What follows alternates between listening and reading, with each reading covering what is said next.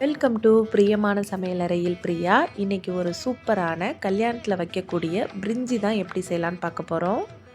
இந்த பிரிஞ்சி ரைஸை நம்ம கல்யாணத்தில் எப்படி வைப்பாங்களோ அதே மாதிரியே செய்ய போகிறோம். நம்ம ப்ரெட்டெல்லாம் ஃப்ரை பண்ணி போட்டு சாப்பிட்றதுக்கும் பார்க்குறதுக்கும் கல்யாணத்தில் வைக்கிறது போலயே இருக்கும். அவ்வளோ சூப்பரான ரெசிபியை எப்படி வீட்டில் செய்யலான்னு பார்க்கலாம். இதை நான் குக்கரில் செய்ய போகிறதில்ல, ஓப்பன் பிளேஸில் தான் வச்சு இன்றைக்கி தம் போட்டு செய்ய போகிறேன். இதுக்கு நான் ஒரு அகலமான பேனு, அடிகனமான தம் போடுற மாதிரி ஒரு பேன் எடுத்திருக்கேன். அதில் ஒரு 2 ஸ்பூன் அளவுக்கு நெய் விட்டுருக்கேன். ஒரு கொஞ்சம் தாராளமாக எண்ணெய் சேர்த்துருக்கேன். ஹோல் ஸ்பைசஸ் எல்லாமே இதில் சேர்த்துக்கோங்க. இந்த ஹோல் ஸ்பைசஸ் எல்லாம் நல்லா எண்ணெயிலையும் நெய்யிலையும் பொரிஞ்சதுக்கு பிறகு பெரிய வெங்காயத்தை ஒரு 4 வெங்காயம் எடுத்து நீல வாக்கில் கட் பண்ணி இதையும் இதோட சேர்த்து வதக்கிக்கோங்க. நல்லா 2 பெரிய தக்காளியை இந்த மாதிரி கட் பண்ணிவிட்டு சேர்த்துக்கிறேன். ஒரு 2 பச்சை மிளகாயை நறுக்காமல் ஃபுல்லாகவே சேர்த்துக்கோங்க, முழுசாக பச்சை மிளகாயை. இது எல்லாத்தையுமே நல்லா பொறுமையாக சிம்மிலையே நல்லா வதக்கி கொடுங்க. நல்லா வதக்கினதுக்கு பிறகு தான் டேஸ்ட் நல்லாயிருக்கும். ஒரு 2 ஸ்பூன் அளவுக்கு நான் இஞ்சி பூண்டு பேஸ்ட் எடுத்திருக்கேன். உங்கள் அரிசியோட அளவுக்கு தகுந்த மாதிரி இஞ்சி பூண்டு விழுதை கூட்டி குறைச்சி சேர்த்துக்கோங்க. இது நல்லா மணமாக இருக்கணும்னா கொஞ்சம் இஞ்சி பூண்டு விழுதை கொஞ்சம் அதிகமாக சேர்த்துக்கோங்க.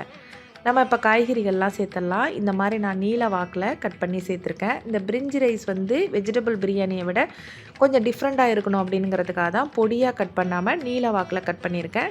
நான் கேரட், உருளைக்கிழங்கு, பட்டாணி இது 3 சேர்த்துருக்கேன். பீன்ஸ் இருந்தால் அதையும் சேர்த்துக்கோங்க. அதுவும் நீல வாக்கில் கேரட் கட் பண்ண மாதிரியே கட் பண்ணி சேர்த்துக்கோங்க. அடுத்தது நான் ஊற வைக்கிற பட்டாணியை எடுத்திருக்கேன். நீங்கள் ஃப்ரெஷ் பட்டாணி இருந்தால் கூட சேர்த்துக்கலாம். 1 ஸ்பூன் அளவுக்கு காஷ்மீர் மிளகாய்த்தூள் சேர்த்துக்கோங்க. அப்படி இல்லைன்னா நார்மல் மிளகாய்த்தூள் கூட, கொஞ்சம் போல் உப்பு, இது எல்லாத்தையும் சேர்த்ததுக்கு பிறகு ஒரு கைப்பிடி அளவுக்கு புதினா சேர்த்துக்கோங்க. நல்லா வாசனையாக இருக்கும். பிரிஞ்சிக்கு பொதுவாக புதினா இருந்தால் ரொம்ப நல்லாயிருக்கும். அதனால் புதினா சேர்த்துக்கோங்க.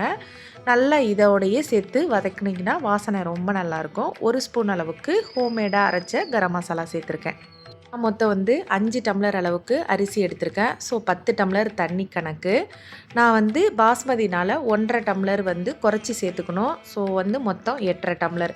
இதில் 4 டம்ளர் அளவுக்கு பாலும் 4.5 டம்ளர் அளவுக்கு தண்ணியும் எடுத்திருக்கேன். இது ரெண்டுத்தையும் நம்ம ஒன்று சேர்த்து இதோட ஊற்றிடலாம். பால்னு சொன்னது தேங்காய் பால், பசும்பால் கிடையாது. இந்த இடத்துல பசும்பால் சேர்த்துற வேணாம். தேங்காய் பாலை நான் சேர்த்துருக்கேன். ஒரு மூடி அளவுக்கு சரியாக எடுத்துக்கிட்டேன். இப்போ நான் பாஸ்மதி ரைஸை ஒரு 20 நிமிஷம் போல் ஊற வச்சுருக்கேன். ஊற வச்சு ஒரு தண்ணி விட்டு அலசினா போதும். ரொம்ப அலசினிங்கன்னா வாசனை போயிடும். ஸோ அதுக்கு பிறகு நம்ம அரிசியை சேர்த்துக்கலாம். இதில் அரிசியை சேர்த்து கொஞ்சம் ஹை ஃப்ளேம்லேயே நல்லா கொதிக்க விடுங்க. அரிசியும் அந்த தண்ணியும் ஒன்று சேர்ந்ததுக்கு பிறகு தான் தம் போடணும். நான் ஏற்கனவே சில ரெசிபீஸ்லாம் சொல்லியிருக்கேன். ஸோ அரிசியும் தண்ணியும் சமமாக இருக்கிறப்ப தம் போட்டிங்கன்னா தான் குலையாமல் வரும் நல்லா.